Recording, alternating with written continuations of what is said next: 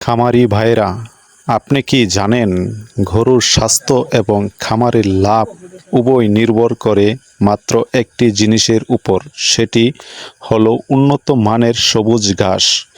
গরু পালনে ঘাসের গুরুত্ব কেন অপরিসীম তা নিয়ে আমরা আজ কথা বলবো। ঘাস গরুর জন্য কেবল খাবার নয়, এটি পুষ্টির ভাণ্ডার। সবুজ ঘাসে প্রচুর পরিমাণে ভিটামিন এ, ই এবং বি কমপ্লেক্স থাকে। এছাড়া ক্যালসিয়াম ও ফসফরাসের মতো খনিজ উপাদান গরুর হাড় গঠন এবং রোগ প্রতিরোধ ক্ষমতা বাড়াতে সাহায্য করে। গরু একটি রোমান্টক প্রাণী।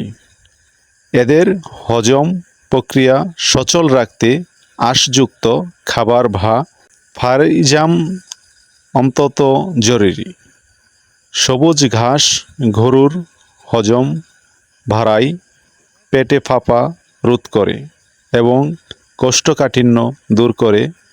সুস্থ গরু মানেই নিশ্চিত লাভ। গবেষণা দেখা গেছে, পর্যাপ্ত সবুজ ঘাস খাওয়ানো গরুর দুধের পরিমাণ 20 থেকে 30% পর্যন্ত বৃদ্ধি পায়। ঘাসে থাকা বিটা ক্যালসিয়াম দুধের বিটা ক্যারোটিন দুধের গুণগত মান বজায় রাখে। আবার মাংসের গরুর ক্ষেত্রেও দ্রুত ওজন বাড়াতে ঘাসের কোনো বিকল্প নেই।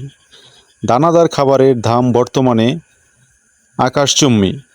আপনি যদি নিজের জমিতে নেপিয়ার, পাংচুং ওয়ান জার্মান ঘাস চাষ করেন, তবে গরুর খাবারের খরচ প্রায় 50% কমিয়ে আনা সম্ভব। কম খরচে বেশি লাভ করার এটাই মূল মন্ত্র।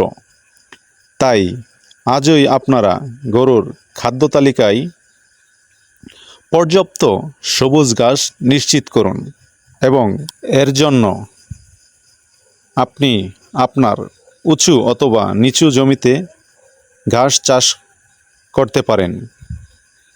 সবুজ ঘাস সেক্ষেত্রে আপনি ভেবে নিতে পারেন জার্মান হোয়াইট হাইব্রিড ঘাস, যা উঁচু এবং নিচু উভয় জমিতে হয়ে থাকে। খুবই অল্প খরচে এই ঘাস আপনার জমিতে চাষ করতে পারেন।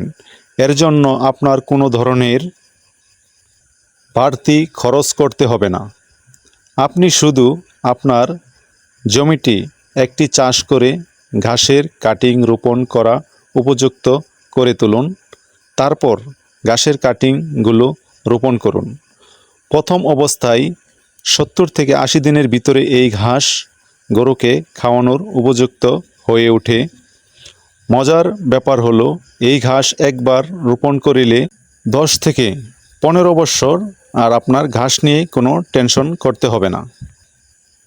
পরবর্তীতে প্রতি 40 থেকে 45 দিন পর পর এই ঘাস কেটে গরুকে খাওয়ানো যায়। আপনি হয় ভাবছেন এই ঘাসের কাটিং কোথায় পাবেন?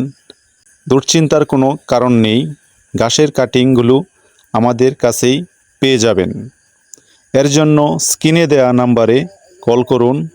মনে রাখবেন, সুখী গরুর আর সমৃদ্ধ খামারের চাবিকাঠি হলো সবুজ ঘাস।